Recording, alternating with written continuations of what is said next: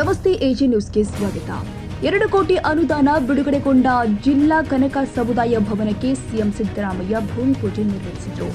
ನೀವು ನನಗೂ ಚಪ್ಪಾಳೆ ತಟ್ಟುವುದು ಸಾಮಾಜಿಕ ನ್ಯಾಯದ ವಿರೋಧಿ ಆಗಿರುವ ಬಿಜೆಪಿಯವರ ಮಾತಿಗೂ ಚಪ್ಪಾಳೆ ತಟ್ಟುವುದನ್ನು ನಿಲ್ಲಿಸಿ ಎಂದು ಸಿದ್ದರಾಮಯ್ಯ ಸೂಚನೆ ಕೊಟ್ಟಿದ್ದಾರೆ.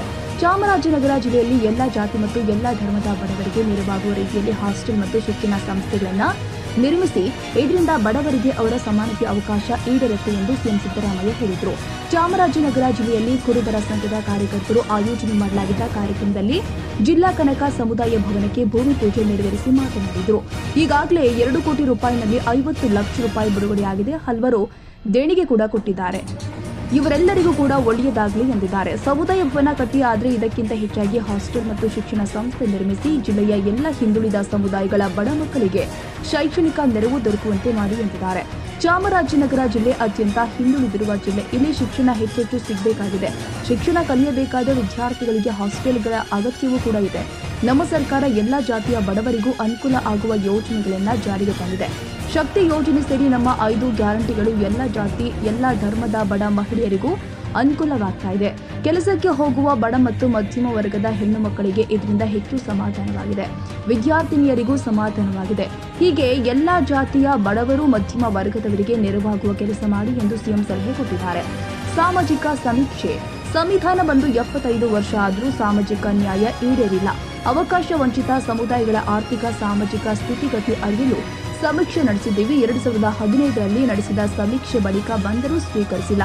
ನಾನು ಈಗ ಸ್ವೀಕರಿಸಿ ಕ್ಯಾಬಿನೆಟ್ ಮುಂದೆ ಇಟ್ಟಿದ್ದೀನಿ. ಇದು ಯಾರ ವಿರುದ್ಧವೂ ಇರುವ ಸಮೀಕ್ಷೆಯಲ್ಲ, ಎಲ್ಲರ ಸ್ಥಿತಿಗತಿ ತಿಳಿಯುವ ಸಮೀಕ್ಷೆ ಮಾತ್ರ ಆಗಿದೆ ಎಂದಿದ್ದಾರೆ. ಇನ್ನು ಬಿಜೆಪಿಯ ರಾಮ ಜೋಯಿಸ್ ಅವರು ಮೀಸಲಾತಿ ವಿರೋಧಿಸಿ ಕೋರ್ಟ್ಗೆ ಹೋಗಿದ್ರು. ನಿಮಗೆ ಸೈದ್ಧಾಂತಿಕವಾಗಿ ಸ್ಪಷ್ಟ ತಿಳುವಳಿಕೆ ಇರಬೇಕು.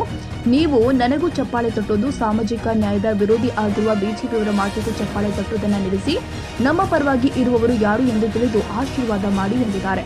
ಚಾಮರಾಜನಗರ ಇಷ್ಟವಾದ ಜಿಲ್ಲೆ.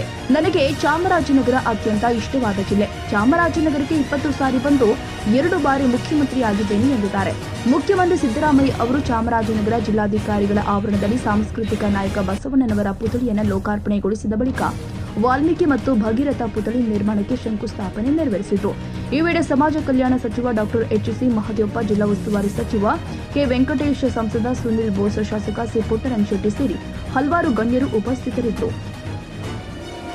ಕನ್ನಡಿಗರ ಮೆಚ್ಚಿನ ನಿಮ್ಮ ಎಜೆ 24/7 ನ್ಯೂಸ್ ಕನ್ನಡ ವಾಹಿನಿ ಇದೀಗ ಟಿವಿಯಲ್ಲಿ ಲಭ್ಯ. ವೇಳೆ ನೋಟಿಸ್ ಕೊಟ್ಟಿದ್ರೆ ವಾಪಸ್ ತಗೋತೀವಿ. ಇವತ್ತು ವಕ್ಫ್ ಪ್ರಾಪರ್ಟಿ ಅಂತೇಳಿ ಬರ್ತದೆ ಅಂತ ಹೇಳಿದ್ರೆ ರೈತರು ಬೀದಿಗೆ ಬದಲು ಏನ್ ಮಾಡ್ಬೇಕಾಗುತ್ತೆ? ಯಾರು ವೋಟ್ ಹಾಕಿಲ್ಲ ಅಂದ್ರೆ ಗ್ಯಾರಂಟಿನೆಲ್ಲ ಸ್ಟಾಪ್ ಮಾಡ್ಬಿಡ್ತೀವಿ.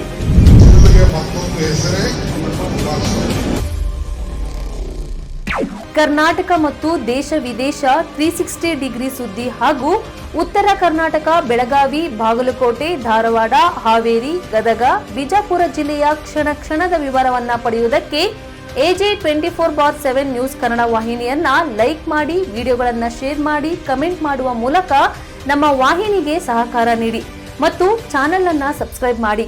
ಧನ್ಯವಾದಗಳು.